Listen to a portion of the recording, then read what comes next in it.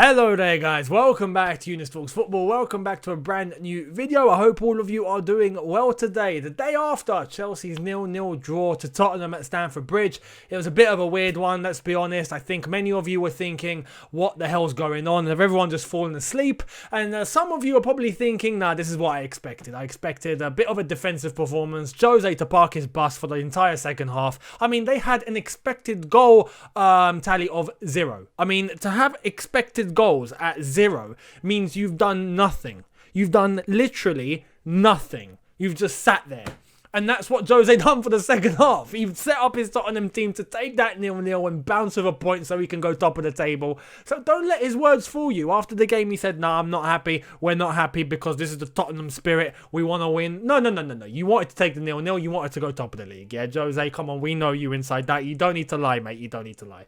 Anyway, before we get into today's nitty gritty and what I've got to discuss with you guys is two things. Firstly, hit the subscribe button if you are new. Hit that notification bell to be notified once I've uploaded, and smash like button for me as it helps me out a lot. So thank you all so much. I really do appreciate your support. If you haven't caught my match review already, make sure you hit the link right here. So after you finish with this video, you can go over there and check out what I had to say after yesterday's game. And also check out the collab that I done on Worldwide Chelsea's channel earlier on today. Link is in the description. So he invited me along to have a little conversation about yesterday's game against Tottenham, and not just with myself and Sadiq, but with freelance journalist and presenter for Chelsea TV and for Premier League, Alison Bender. She's a Chelsea supporter as well. She's done some really good things. She interviewed Frank Lampard after the game, just like she does on a regular basis. But we had a big conversation for about half an hour just in relation to yesterday's game and a couple of other topics about Chelsea Football Club. A very nice discussion. It was a pleasure talking with her and a pleasure having to be on Worldwide Chelsea's channel again. So make sure you hit the subscribe button over on his channel. Give him the support and love that you give to me, and I'm sure he'll appreciate it very much. And I look forward to speaking to Alison very soon as well. Let's get into today's nitty gritty. So there were really bad comments coming out of social media yesterday. I mean, flipping hell. When it comes to social media, yeah, I remember I was of the mindset where I would let comments affect me. Because the truth of the matter is you're going to get comments from left, right and centre, whether it's positive or negative. And some of the negative ones you read and it's a bit disheartening and you're like, oh my God, was that really a problem? And it really gets to your head. If you let it get to your head, it will affect you. I've kind of learned to soak it up. I've got really thick skin on social media now. I do not give two flipping, I'm not going to swear, but you get what I mean. I don't care, really. I'm here for those that bring positivity, and I listen to the negative feedback if it's good criticism. Fair enough, because everyone has their opinion. But if it's abuse, right, out the window. I don't care. Simple as that. Tammy Abraham got destroyed yesterday because of one bad game.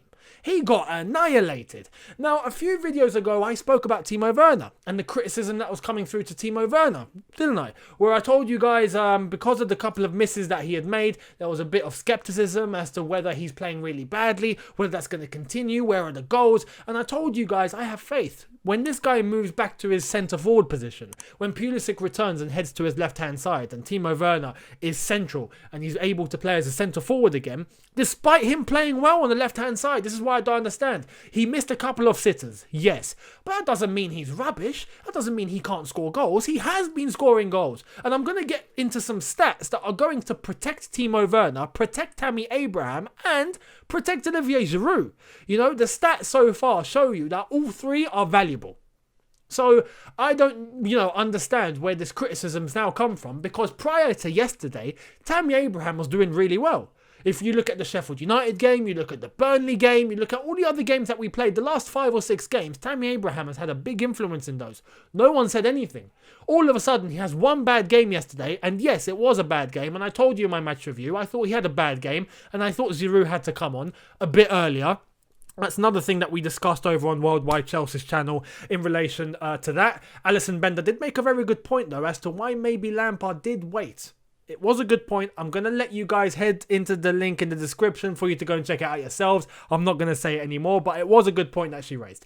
However, Tammy Abraham did miss a sitter, and not just one. He had 2 opportunities in the air with the head, didn't score them. Didn't even connect very well. But the third one where it was pretty much, he should be just slotting that in. He completely fumbled it. Yes, bad game. Bad chance miss. That doesn't mean he's a rubbish footballer. Come on. And now, what I want to do is go into some statistics to show you guys why all three are valuable and why, coming on and being very reactionary and being very, critical, but with abuse. It's okay to be critical, but it's not good to throw abuse. It's not good to throw abuse. All of a sudden, Tammy Abraham has one bad game. He's the worst thing going. No. Let's check it out, yeah? Let's go into some stats. So what I've managed to claw out is how many goals scored from each of these players, how many assists they've made, and a weird stat, expected goals and expected assists per 90 minutes combined, right? So you got expected goals and expected assists combined within 90 minutes on an average. So it shows you who, in relation to the amount of minutes being played, is contributing the most. And it's a very interesting one. You're going to find a bit of a surprise name there. One that I didn't expect, that's for sure. But let's get into it. So, the amount of goals scored.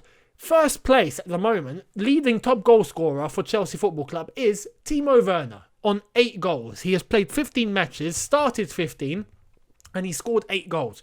That's a good stat. He's above half. It's more than 1 every 2 games. What more do you want? 1 every game? That's Ronaldo level. Timo Werner, for me, as soon as he moves back to centre forward, is going to be on that level. He's not going to get it from the left-hand side. He will get it from centre forward. So wait now that Pulisic has returned, wait for Timo Werner to step into the middle. But while he's been playing left wing and contributing there, Tammy Abraham has been doing the business as well, because second place is Tammy Abraham on 5 goals. Now, he has started 9 games, played 15. In those games, he has scored 5 goals. That's cool. That's cool. Second top goal scorer, all of a sudden he doesn't know how to score. Come on. Olivier Giroud, who's currently on 2 goals, but completely understandable. He has only played 9 games. He started 1, and he's played a total of 196 minutes. 196 minutes is slightly more than 180, which means that would be 2 matches. So if you do look at it in that aspect, just above 2 games, he has scored 2 goals. That's nearly 1 goal every game. So Olivier Giroud, for me, cool, fantastic. Considering the amount of minutes he's played, he's done amazing. Now, if we move into the assists, who's our leading assist maker? Timo Werner. Timo Werner on 4, but not just him in first place. There's someone else in first place. Who is it? The man in question. The man that all of a sudden doesn't know how to play football. Tammy Abraham. Both have made 4 assists so far each. This is my point. He's been bringing to the table. Tammy Abraham has been bringing to the table. He's been putting his part in. He's been putting a shift in. He needs to be recognised for that. Just because he's played bad 1 game, all of a sudden he doesn't know what he's doing? No. Give him the recognition that he deserves. I just hope he keeps it up. Now, if he doesn't keep it up, that's a different story. But so far, he's doing well. Olivier Giroud at the moment, no assists, but I'm not going to blame him whatsoever because he's only played 196 minutes, so I'm not going to fault him for that whatsoever. Now, the expected goals plus expected assists within 90 minutes is a very interesting one, because this is pretty much an entire average, an entire combination on average of what a player is contributing in relation to the minutes being played. In first place, weirdly enough, is Olivier Giroud, because he's played 196 minutes and he scored 2 in those 196 minutes, so he has a score of 0.75. Second place, though, you'd think I'm about to say Timo Werner. No, in second place, it's Tammy Abraham. Tammy Abraham on 0.68 as a score of expected goals plus expected assists per 90 minutes. So, what does that tell you? He's up there. He's contributing. He's bringing to the table. And that's all that matters, He's not rubbish. He's doing what he's got to do. Now, in third place is Hakim Ziyech. Why? Because he has contributed 3 assists as well as scored 2 goals. And in the relation to the games that he's played, the amount of minutes that he's played, he comes a little bit higher than Timo Werner, who has played more minutes and more games than Hakim Ziyech. But in fourth place is Timo Werner on 0.52. So there we are, That doesn't mean that Tammy Abraham doesn't know what he's doing. In fact, I've just proven to you, Timo Werner is scoring the most goals, Tammy Abraham is contributing goals and assists, and Olivier Giroud, for the amount of minutes he has played, is contributing the most, technically, by stat. But he's there and he's ready to be called upon. So all 3 strikers doing what they got to do. And that's my point. Be positive. Give them the support. We wait until the end of the season, we can be critical because the season is done. We can take a thing and look at the entire season as a whole and look at the performances across the entire season and really judge what a player has contributed for Chelsea within 38 matches of the Premier League, plus the other cup competitions as well.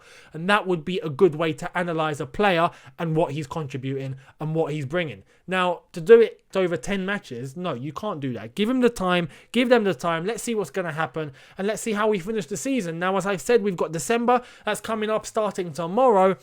December starting tomorrow. We've got to play on Wednesday, the Champions League. So that will be our first December game against Sevilla away. The hectic schedule begins. It really begins. This is going to be crazy. 8 games within a month. And then we've got January immediately after that. It's going to be mad. But I guarantee you all 3 of these players that I've just mentioned are going to bring loads to the table. And I'm expecting them to do the business for Chelsea. So hopefully we end up top of the table. We're only 2 points off. Hopefully we can claw above Tottenham and Liverpool soon. Now, let me know what you thought in the comment section below. I would love to hear your opinions on this one. Do you agree, disagree with what I've had to say? Let me know. As long as there's no abuse, honestly, I'm willing to hear positive or negative criticism, feedback, whatever.